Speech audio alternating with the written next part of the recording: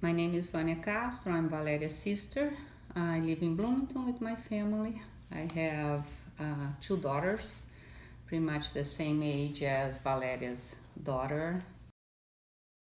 When she found out she had cancer, she came to my house and she came over and she told us, oh yeah, it's positive, and it was a shock to everybody. I think I remained calm in a way because we have had so much experience with cancer in our family that somehow it seemed like not natural but expected at some point. We've had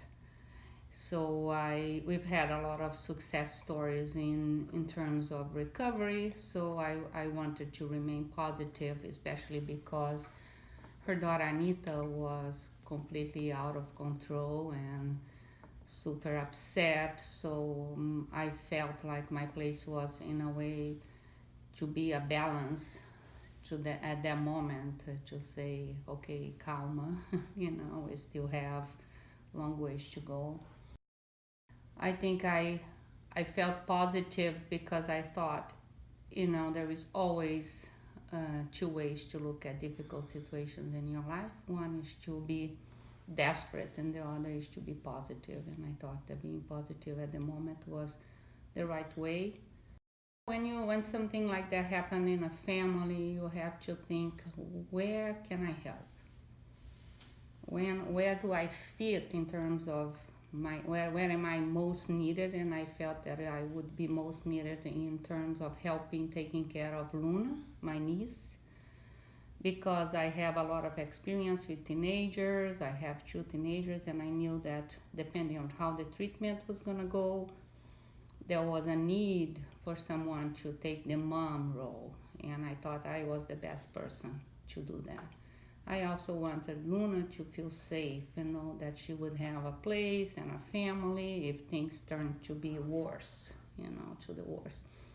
And I think that was positive for her. I had conversations with her about it, and I think that sometimes the best way to support someone is support someone who is around them, and not only focus on the person who has cancer, but how is this affecting people who are powerless, especially daughters who may be thinking, oh, I'm gonna lose my mom, or what am I gonna do? And then I thought, maybe I should focus on that, because I felt that you had enough support from Anita.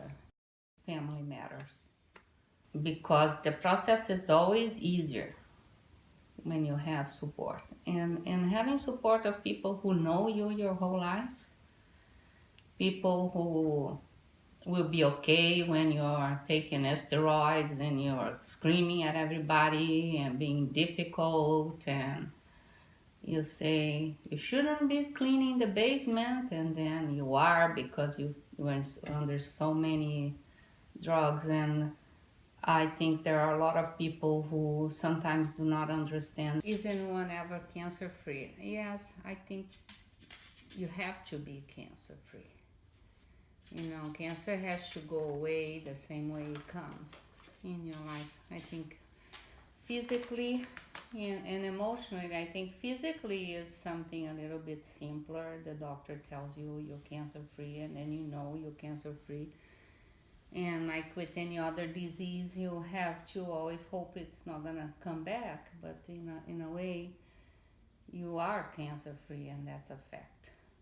Emotionally, I think it's a little more complicated, because somehow you have to let it go, because now how you return to your old life and become a cancer free person, and I think it depends. Everyone should probably, maybe people deal with it differently, some what kind of how that changes the person, I don't know. And